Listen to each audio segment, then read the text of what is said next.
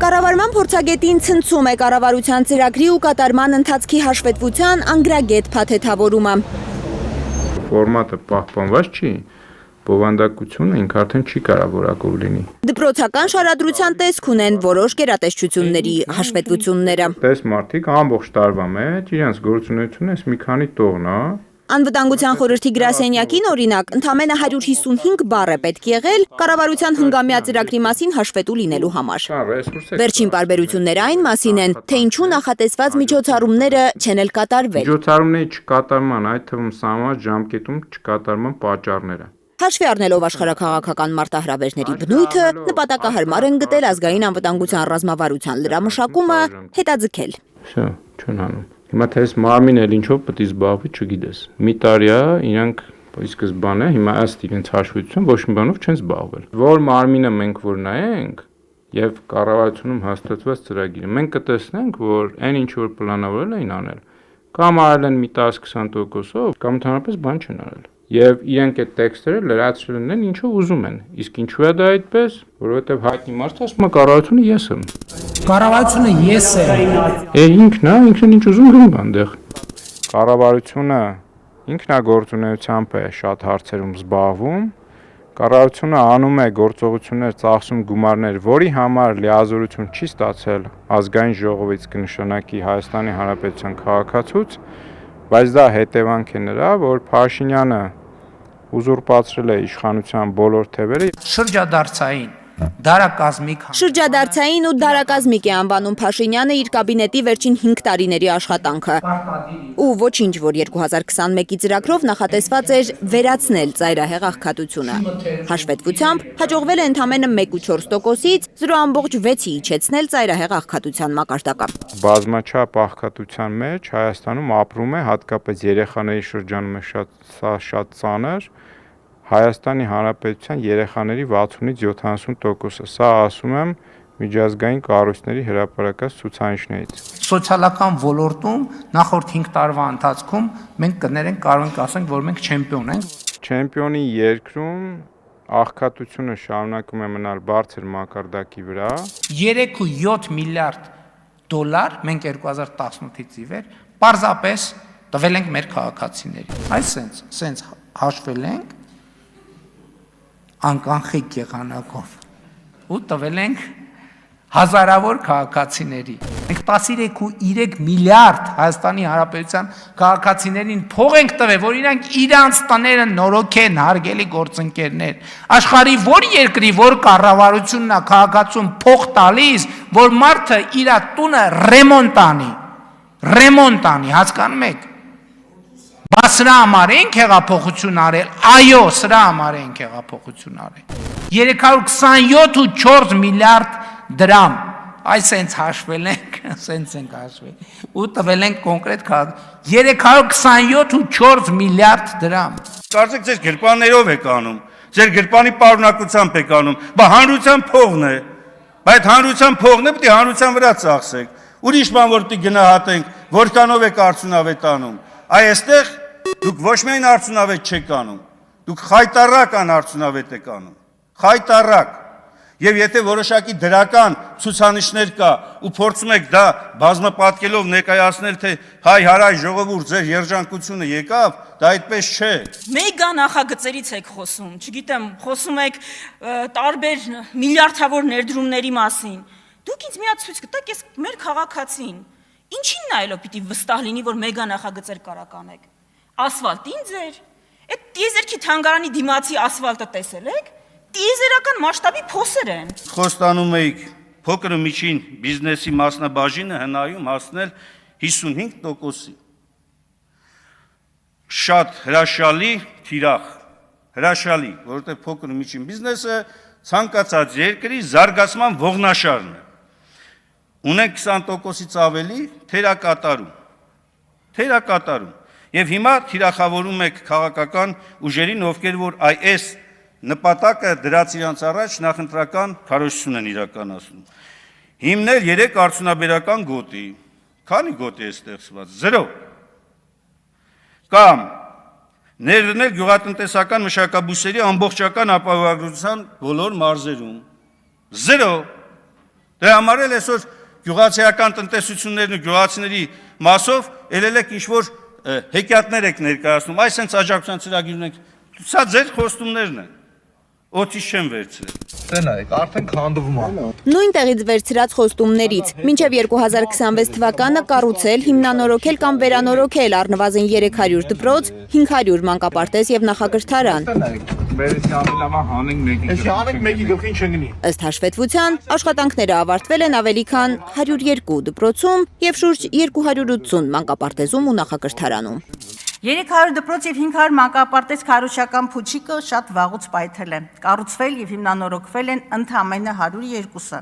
Եվ առհասարակ ԿԳՄՍ ոլորտի կապիտալ ծախսերի կատարողականը 40%-ի շրջանակում է, ինչը նշանակում է 60% չիրականացված խոստումներ։ Հիշեցնեմ, Արցախում թշնամուն են թողնվել 237 դպրոց եւ ամարասը, հայոց առաջին դպրոցը, 400 վանք եւ եկեղեցի, 7 քաղաք, հարյուրավոր գյուղեր եւ պարզապես 3000-ամյա հայրենիք, որը գին չունի։ Ինչ է ուզում ընդդիմությունը, եթե Փաշինյանը, որ վստահ էր թոշակառուն չգիտի ինչպես ծախսել ավելացված թոշակը, նախընտրական շրջանում դարակազմիկ մի որոշմամբ 10,000-ով ավելացրել է թոշակները։ Այսօրվա այս տարվա փողը նույնը չէ, ինչ որ նախորդ տարվա։ Գնաճը այդ փողը մաշացնում է։ Այսինքն այդ թոշակառուն կարող է գնել ապրանքներ այն քանակի, որ նա կարողանում էր գնել մի քանի տարիներ առաջ։ Այսինքն հիմա նա այդ ավելացված թոշակով գնում է այնքան ապրանք, որ կարող էր գնել 3 տարի, 4 տարի, 5 տարի առաջ։ Այդ առումով, էլի քանակային առումով այո թոշակները աճել են, բայց իրենց գնողունակությունով դրանք չեն աճել։ Գնողունակության մասին չի լսել Փաշինյանը, գնաճն էլ չի տեսել հավանաբար։ Չնչին բան է, եթե միլիոնների պարգևավճար ես ստանում, տեղը տաք է ու կարող ես շատ պարզ երևակայել, ինչպես է ավելացրածը 10,000-ով թոշակառուն Գյումրի Լառնակա Գյումրի թռիչքի 5 հատ տոմս առնում։ Որ կիրակի օրվա համար դեպի Լառնակա 2 եվրոյով տոմս կա։ Այսինքն մեր թոշակառուները, այսինքն 900 դրամով Գյումրի Լառնակա ավիատոմս կա, դա երկկողմանի մասին է, չէ, որ չէ, մի կողմանի մասին է։ Դե ասա համը հանել են, էլի դե անելու բաներ դա որ։ Այսինքն մեր բարձրացրած թոշակով, ապրիլի 1-ից բարձրացրած թոշակառուն կարա 5 հատ տուդա բրատնա տոմս առնի։ Մեզ է ձեռը առնում, մենակ մեզ չէ, լրիվին է ձեռը առնում։ Կիպրոսում մեկ շաբաթյա ամենաէժան կեցությունը առնվազն 150,000 դրամ է, ինչով պետք է վճարի դրա դիմաց թոշակառուն։ Ինձ թվում է դուք մեզ նաև ձեռ եք առնում տատիկներին ու պապիկներին հաստատ։ Շատ լավ է, որ տատիկներն ու պապիկները Կիպրոս արդեն կարան գնան բոլորիս հարկերով եւ այլն, իրոք շատ լավ է, բայց կարող է Կիպրոս գնալուց առաջ պետքա կարագ կարողանալ առնել։ Ինչ եք անում կարագը, Արցախը, ջերմուկի ձյունոց սարերը, թեկուզ Արարատը։ Երբ ինչ որտեղ հեռավոր Կիպրոսում կապույտին են տալիս տաքուկ լողափերը, իսկ տոմսի գինը երբեմն, եթե պահը բռնես, իջնում է 2 եվրոյի։ Խոսքը այն ավիաընկերության եւ այն ուղղության տոմսերի մասին է, որի համար կառավարությունը սուբսիդիա է տալիս մեր գրպանից։ Սիրելի հայրենակիցներ, Արթուր Խաչատրյանը դեռ մեր տաղավարում է։ Պարոն Խաչատրյան, ըստ Փաշինյանի 2021-ից 2025 թվականներին համախառն ներքին միջին տարեկան աճը 7.9% է։ Նույն ժամանակաշրջանում ըստ նրա աշխարհում միջին տնտեսական աճը 4.1% է, այսինքն գրեթե կրկնակի պակաս Հայաստանի ցուցանիշից։ Թոշակները բարձրացել են, առողջապահության ապահովագրությունը ներդրվել է։ Էլ ինչ եք ուզում։ Ինչու եք տապալված համարում կառավարության ծրագիրը։ Բանասիրական ֆակուլտետում էր սովորում դուրս արեցին։ Բանասիրությամբ զբաղվի, թվերի հետ ինչ գործ ունի Փաշինյանը, որ sense փորձում է թվերով մարդկանց խաբել։ Նախ այդ 7-9-ի մասին խոսենք։ Դեկտեմբերի 4-ին կառավարությունը ու ազգային ժողովը ընդունում է 26 թվականի բյուջեի մասին օրենք, դեկտեմբերի 4, որտեղ կանխատեսում են, որ 25 թվականի տնտեսության աճը լինելու է 5.2%։ 5.2 կամ 5.4, 5.2%։ Հանկարծ դրանից 27 օր հետո պարզվում է, որ 25 թվականի տնտեսության աճը 7.2% է եղել։ Գիտեք, հնարավոր չի 27 օրում 40%-ով սխալվել։ 40%, տենց բան հնարավոր չի։ Սուտ նկարած բյուջե, սուտ տնտեսական աճը, սուտ նկարածը։ Էլ եմ ասում 27 օրում 40%-ով չեն սխալվում։ Չգիտեմ ինքը որտեղից է, Թերլեմեզյանի շրջանավարտներից է հավաքում իր տնտեսական վիճակագիրների։ Մյուս խնդիրը ասեմ։ Խոսում ենք բանկային համակարգի հետ, կենսաթոշակային ֆոնդերի ներկայացուցիչների հետ, ասեմ, ինչի ներդրում չեք անում իրական տնտեսության մեջ։ Մարդիկ սենց դե հարց է տալի, իրանք ի տարբերություն Նիկոլ Փաշինյանի 30 ունեն, էլի պիտի պատասխանեն։ Գիտեք ինչ են ասում են լավ, այդ իրական տնտեսություն ինչ կա, որ ներդրում անենք։ Հասկան ֆինանսական համակարգը, ֆինանսավորումը, սպառումը եւ իպոթեկը, որովհետեւ իրական հատվածում ներդրումներ անելու տեղ չկա։ Ինքը ինչ տնտեսական աճի մասին է խոսում։ Հայաստանի տնտեսության ամենամեծ ճյուղը մանրածախ եւ մեծածախ առևտուր, մեքենաների եւ մոտոցիկլերի վերանորոգում։ Ու մեքենաները եւ մոտոցիկլերը այդտեղ համաձայն են։ Որտեւ այն ճանապարհները, որ ինքն է կառուցել, այդ ճանապարհներով հնարավոր չի մեքենա շահագործել ու չտանել արհեստավորիմը։ Այսինքն ինքը սարքել է չարչիական տնտեսություն, բայց խոսում է տնտեսական առաջընթացի մասին, ձեր դիմացը դրված է նախընտրական ծրագիրը, բարձր տեխնոլոգիական, բարձրարժեք, այդ չի սարքած տնտեսությունը։ Առևտուր, դզել փչել, էս է իր սարքած տնտեսությունը։ Տնտեսության այսքան տնտեսական ակտիվությամբ եթե գնանք նայենք շինարարություն, դա էլ տեսնում ենք։ Ասֆալտը սարքում են, անձրևը ջունը գալիս է, ասֆալտը գնում է եւ վերջ։ Ինքը ինչ է գլուխ կովում։ Ինչ տնտեսություն։ Ասում եմ պատմական ձեռքբերումներ ունենք Ադրբեջանի հետ տնտեսական ակտիվության առումով։ Օրինակ Հորմուզի նեղուցի շուրջ առաջացած ճգնաժամը մենք շատ ավելի շոշափելի ձևով կզգայինք, թե նավթամթերքի գնի, թե գնաճի, թե մատակարարումների առումով, եթե ադրբեջանական երկաթուղու պատմական բացումը այս ժամանակաշրջանում տեղի ունեցած չլիներ։ Շատ լավ։ Երբ օգոստոսի 8-ին այդ հռչակագիրը ընդունվեց, այնտեղ կար մի հատ ձևակերպում։ Հայաստան Ադրբեջանին տալիս է անխոչնդոտ անցում, փոխադարձ առավելություններ։ Մենք ասում ենք ինչ հասլա փոխադարձ առավելություն։ Իրանք ասում են իրանք էլ մեզ միջանց կտան։ Որտեղ միջանց չէ, իրանք էլ մեզ անխոչնդոտ ճանապարհ կտան։ Հիմա անխոչնդոտ ճանապարհ չեն տալիս, որովհետև անխոչնդոտ նշանակում է, որ մարդը կարողանա նստի Մեղրիում կամ Ագարակում, գնացք եւ իջնի Երասխում կամ Երասխից գա Երևան, Երևանից գնա Գյումրի եւ այլն։ Այդ հատվածը չկա։ Իրանք իհարկե դա հիմնավորում են, որ ռուսական կոնցեսիա բան, չնայած ճանապարհ տվողը Ադրբեջանը կամ Թուրքիան, որտեղ այնտեղ Թբիլիսի ներողություն Գյումրի կարս հատվածն է կա, չեն ասա ռուսական, բառ չեն ասա ռուսական կոնցեսիայի մասին։ Բայց Նիկոլ Փաշինյանն ասում է ռուսական կոնցեսիա դրա համար չեն տալի։ Այսինքն այս պայդրությամբ որևէ Ադրբեջանի կողմից որևէ մտադրություն Հայաստանին տալ առնվազն ներքին ազատություն, որ Հայաստանը ներսից ներս գնահասնի Մեղրիից մինչև Երազք չկա։ Եվ Ալիևն էլ Մյունխենում են Իրան երիտասարդ առաջնորդ ներկայացված Ճոպիկ Սաֆարյանին ասեց, եկավ Թրամփ ունենք թրիպ, կգա Բայդեն, իսկ Բայդենն էլ չի գա, Բայդենն 80-ից կունենաք ձեր խաղաղության խաչմերուկ։ Հիմա ինքը հասկանում է, որ ոչի բան չենք ստացել, դրա համար ինչ պետք է անի։ Պետք է փորձի այդ տրանզիտը ներկայացնի որպես մեզ համար առավելություն, որը մենք ստանում ենք, տալով պանթուրքական միջանցք։ Եվ դրա համար խոսում է նավթամթերքի մասին։ Հայաստանը նավթամթերք Ադրբեջանից գոնե ըստ մամուլի, այլապես եթե լիներ իրանք հաստատ դրա մասին կթմկահարեին, երկու անգամ է ստացել ադրբեջանական բենզին, դեկտեմբերի վերջ եւ հունվարի 8-ին, եթե չեմ սխալվում։ Հունվարի 8-ին ստացել են 1000 տոննա I-92, 1800 տոննա I-95, որը Ադրբեջանի իդեպ չի արտադրում, եւ 1000 տոննա դիզել։ Հայաստանը տարեկան սպառում է մոտ 200,000 տոննա բենզին, մոտ 200,000 տոննա վառելիք։ Այսինքն Ադրբեջանի եկածը 5% էլ չի անում։ Լավ, համարենք 5%, համարենք։ Այդ 5%-ը չի կարող ազդել գների վրա, չի կարող ազդել։ Բայց Փաշինյանը դա հասկանում չի մարդիկ ասեն որ ընդհանրապես 5% եւ գների վրա աճ։ Բայց ինքը խափում է էլի։ Հիմա Հորմուզի նեղուցը փակվեց եւի մի ամիս առաջ։ Ինչա իրանք հունվար ամսին այնքան ադրբեջանական բենզին են բերել, որ այս մի ամիսա ծախում են, չի վերջանում դրա համար մենք Հորմուզի վրա ազդեցություն ենք։ Հորմուզի ազդեցությունը մեր վրա մեղմ վրա։ Ումա ձեռ առնում։ Մյուս խնդիրը ասում է մոնոպոլիա, մաֆիա, ադրբեջանական բենզին ներմուծողները կապվում են Սուքասյանների ընտանիքի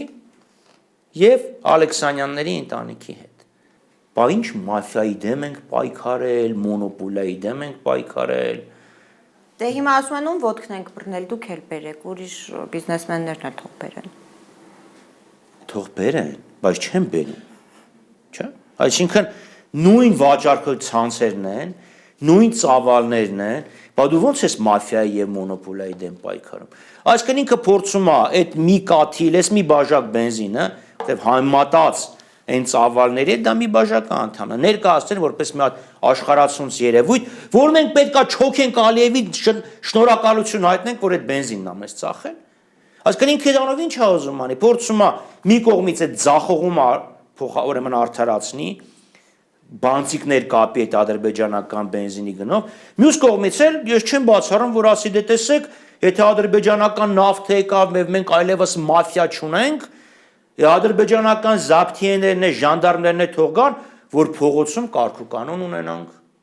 Չէ՞։ Մեր ոստիկանները չեն կարողանում սպանություններ, վրաերթեր, այդ ճանապարհային երթևեկության խախտումներ, որոնք զոհերի են հանգեցնում, ուրեմն թող մեզ օգնեն ադրբեջանական միլիցիա գան, ոստիկաններ գան, ժանդարմներ գան։ Հետո էլ Ալեն Սիմոնյանն ասեց, չէ՞, ասեց Ադրբեջանը Հայաստանի անվտանգության երաշխավորն է։ Ումից է այդ Ադրբեջանը երաշխավորը։ Բայց միգուցե այդ երաշխավորման մեջ մտնում է նաև ադրբեջանական զորքի տեղակայումը Հայաստան։ Հիմա աբսուրդ է թվում, բայց գիտեք 10 տարի առաջ աբսուրդ կթվար, եթե ինչ-որ մեկը վեր գնար ասեր Արցախը մեր համար թակարդ էր, Արցախը հայկական չէր, Արցախը արտածին էր, Հայաստանը դարձավ անկախ եւ միացավ ԱՊՀ-ին։ Այնպես որ էլ եմ ասում, եթե Նիկոլ Փաշինյանը հունիսի 7-ին վերընտրվի, ես ամենևին չեմ բացառում, որ Հայաստանում ադրբեջանական զորք տեղակայվի, որովհետև Ալեն Սիմոնյանն ասել է Ադրբեջանը մեր անվտանգության երաշխավորն է, բայց առատ Ադրբեջանը թույլ կտա, որ հայկական զորք տեղակայվի Ադրբեջանում, որտեղ ի տարբերություն Ալեն Սիմոնյանին Ալիևը չի ասել, որ Հայաստանն է Ադրբեջանի անվտանգության երաշխավոր։ Պարոն Խաչատրյան, մյուս մասին անցնենք, այս շաբաթ Հայաստան դաշինքը ներկայացրեց իր նախընտրական ծրագրի գիտությանը, կրթությանը, մշակույթին վերաբերող մասը։ Փաշինյանը խորհրդարանի ամբիոնից պնդում էր, որ ձեր իշխանությունը մշտապես փորձել է խավարի մեջ պահել։ Նախկիններին ընդհանուր առմամբ նկատի ունենալով մշտապես փորձել է խավարի մեջ պահել մարդկանց հեռու գիտությունից եւ կրթությունից, որպեսզի վերահսկելը կառավարելը լինի հեշտ։ Դեք նախկինում երևի եղել են բաց թողումներ եւ եղել են մարդիկ, որոնք խավարում են, խավարում էլ մնացել են եւ այդ խավարից դուրս չեկածները ցավոք սրտի այսօր հայտնվել են կառավարությունում առնվազն մեկը եւ այո դա իրոք դժբախտություն բերեց, բայց դա ընդհանրապես մի բացառություն էր, կամ մի քանի բացառություն։ Դիտարկենք այսօրվա իրավիճակը, չէ՞, ես մի անգամ ազգային ժողովումից եմ ասել, Դեռ նստած էր Ժաննա Անդրեասյանը, ես դիմել եմ ԿՊԱ-ական պատգամավորներին, ասել եմ ԿՊԱ-ական պատգամավորներ, բարձրաձայն մի ասեք, դուք ձեզ մեջ հարց տվեք եւ պատասխանեք։ Ձեզանից քանիսն է իր դպրոցահասակ երեխային տալիս մասնավոր պարապելը։ Այսինքն, եթե կա դպրոց կրթական համակարգ եւ դու քո երեխեքին տանում ես մասնավոր պարապելու, դա նշանակում է իրանց սարքած կրթական համակարգը ձախողվել է։ Եվ խոսքս նա մասին չէ, որ դպրոցի դասատուն լավը չի, ոչ, շատ լավ դասատուններ են։ Ես 3 երեխա ունեմ դպրոցում, ասում եմ, շատ լավ դասատուններ են, շատ լավ ուսուցիչներ են, շատ լավ մասնագետներ են, թե որպես մարդ, թե որպես մանկավարժ ու մարդ, բայց այն քրթական համակարգը, որ սարքել են Նիկոլ Փաշինյանն ու Ժաննա Անդրեասյանը, ստվերել եք դպրոցը։ Ստվերել է, որտեղ երեխային դու տանում ես այլտեղ մասնավոր կրկնուսույցի մոտ, որ պարապի, բա դու դրանից հետո լավ թողենք ծնողին, բա երեխայի մոտ ինչ վերաբերմունք է զարգանում դպրոցի նկատմամբ։ Եթե ինձ դպրոցից տանում են ուրիշ տեղ սովորելու, նշանակում է այս դպրոցին կռիվանելու տեղ է դարել։ Հիմա ասում են, Ինչպես եք պատրաստվում փոխել, եթե իշխանությունը ձեր արմատից պետք է վերցնես։ Տեսեք, մեր թե կրթական ծրագիրը եւ թե տնտեսական ծրագիրը մի մեծ ընդհանրություն ունեն։ Մենք ասում ենք մրցունակ տնտեսություն եւ ստեղ եթե դստայում տեսել եք եւ մեր հերոստատիտողներն են տեսել կրթամշակութային, գիտակրթամշակութային բաժնի ներկայացում էլի կար մրցունակ կրթություն։ Պետք է վերականգնես դպրոցը։ Դպրոցի կրթական ծրագրերը պետք է լինեն մրցունակ։ Կրթական մեթոդաբանությունը պետք է լինի մրցունակ։ Պետք է ֆինանսավորումը լինի ճիշտ։ Հիմա տեսեք, որ ասում եք խավարի մեջ, այ խավարի մեջ մնացած մեկը չի հասկանում մի երևույթի մասին, որը կոչվում է բացառության կանոնիզացիա։ Հայաստանում մենք ունենք հազարավոր ուսուցիչներ, հազարավոր։ Եվ ինքը ասում է մի 10-13, եթե չեմ սխալվում, ուսուցիչ կա, 700,000 որը 700,000 դրամ աշխատավարձ է ստանում։ Դա ուրեմն փոքրիկ մի բացառություն է։ Դու չես կարող բացառությունը բերես եւ բացառությունով ստվերես այն հազարավոր, տասնյակ հազարավոր ուսուցիչներին, որոնք բարեխղճորեն, պարկեշտ, պարտաճանաչ, առավոտյան վեր են կենում, գնում են, որ երեխեքին ինչ-որ բան սովորացնեն։ Բայց եթե դու դպրոցում քո միջին աշխատավարձը, չգիտեմ, 150-200,000 դրամ է, դու ո՞նց ես պատասխանում ուսուցիչներին պահես դպրոցում։ Պետք է կարողանաս ընդհանրապես բազային աշխատավարձը բարձրացնես։ Ոչ թե ինչ-որ մի ձևով մի հատ բաշխման մեխանիզմ դնես, եւ այդ 13 հոգուն, որոնց մասին ես կասկած ունեմ, թե ինչ քաղաքական ուղղվածություն ունեն։ Կասկած ունեմ, կարող է փարատվի, բայց որ անուն ազգանունով ասեն, կփորձեն կապը գտնել։ Այդ 13 հոգով, ասես թե 13 լավ ուսուցիչ ունենք, այն տասնյակ հազարավոր ուսուցիչները, որը ունեն, լավը չեն։ Դանով դու ինչ վերաբերմունքի ես արժանացնում են ուսուցիչներին, ինչպես ես ուզում, որ նրանց վերաբերվեն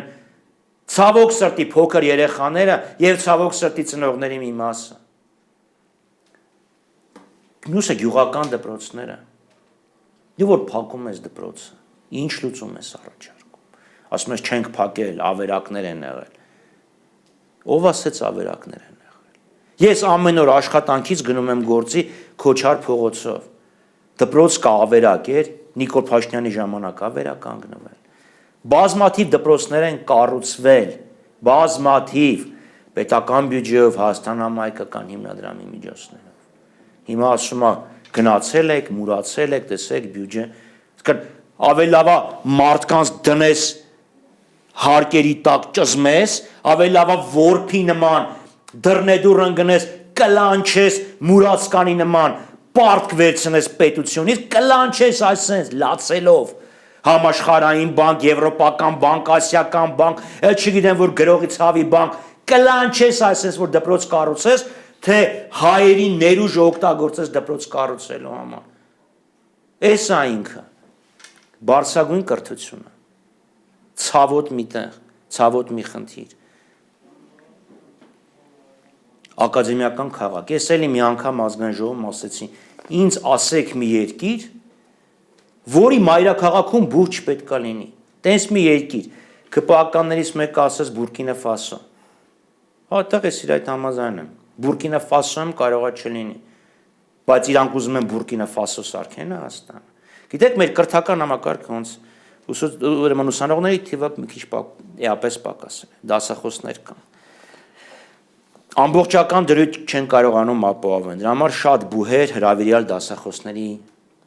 ճանապարհով են գնում։ Ես 3 տեղ հրավիրյալ դասախոս։ Եվ ես ընդունել եմ այդ առաջարկը, որովհետև երկուսը մոտենիմ աշխատանքին, մեկը մոտենիմ տանը։ Եթե իրանք տանեն ակադեմիական քաղաքը, այս քաղաքից դուրս, այս խցանումներով ով կգնա։ Ես չեմ ասում, որ այս աշխարհի ամենալավ դասախոսն եմ, ես չեմ գնա եւ համակարգը կփլվի։ Այնքան լավն են, որ չգիտեմ, ինձ այդ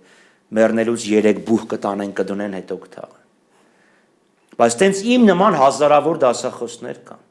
Մյուսը մագիստրատուրայի կրթությունը։ Շատերը համատեղում են աշխատանքը սովորելու հետ։ Դու որ տանես ակադեմիական քաղաքը ինչ որ միտեղ Երևանից հեռու,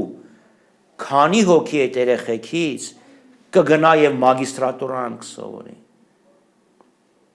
Քանդել է նշանակում քրթական համակարգը եւ այդ ինչ որ իրան կանում են, դա ուղակի անշարժ գույքի բիզնես է։ Այդ գեղեցիկ համալսարանները Երևանի կենտրոնում կծախեն փող, այնտեղ էլ դե շինարարություն էլի։ Ձեր նախընտրական ծրագրում այս ոլորտի մասին մի շատ հյութ է խոստում, կա բարձրագույն ուսումնական հաստատություններում կրթությունը դարձնել անվճար։ Սա մեծ բեռ չէ բյուջեի համար։ Փողը եւ ժամանակը ծախսվում է ըստ առաջնահերթությունների։ Չէ, ես այսօր կարող եմ ժամանակս ուրիշ տեղ անցկացնել, բայց համար կարևոր է գալ այստեղ խոսել։ Շնորհակալություն։ Սիրով։ Նմանապես եւ գումարը,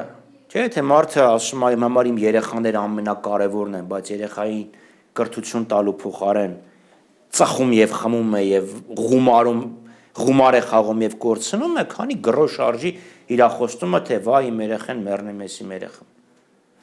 Հիմա կրթական ծախսերի մասին։ Գիտեք, Հայաստանը առաջի երկիրը չի, որ տենց բան է առաջարկում։ Վրաստանում են դա իրականացնում։ Եվրոպայում են դա իրականացնում։ Եվրոպայի պետական բուհերը, լավ առնվազն մի քանի օրինակ, նույն Ֆրանսիայում, որ ես ֆրանսիական համալսարանի դաս եմ խոսում, սիմվոլիկ ինչ որ կոպեկներ են, սիմվոլիկ կոպեկներ են։ Ուրիշ խնդիր է, որ 1000 հոգի ընդունվում է, լավերից լավերն են ավարտում։ Ստրեսին, այդ ամեն ինչին անողը, բայց փոխանը դու ունենում ես կրթություն, որը հասանելի է, եւ որից դուրս են գալիս մարդիկ, ովքեր շուկայում մրցունակ ունեն, գիտելիք ունեն, հմտություններ, ունեն փորձ, որովհետեւ կրթությունը եւ փորձը միացնում են իրար հետ։ Այնպես որ թող չասե վայ դա հնարավոր չի, դա հնարավոր է։ Դա հնարավոր է։ Հայաստանը մի բանում է ունիկալ, որ Նիկոլ Փաշինյանի մեկը վարչապետ է դարձել։ Մնացած լուծումները իրանք հասանելի են, կրկնում եմ, դա արվել է։ Շնորհակալ եմ, պարոն Խաչատրյան, սիրելի հեռուստադիտողներ, ես հիշեցնեմ, որ մեր տաղավարում էր Հայաստան խմբակցության անդամ Արթուր Խաչատրյանը։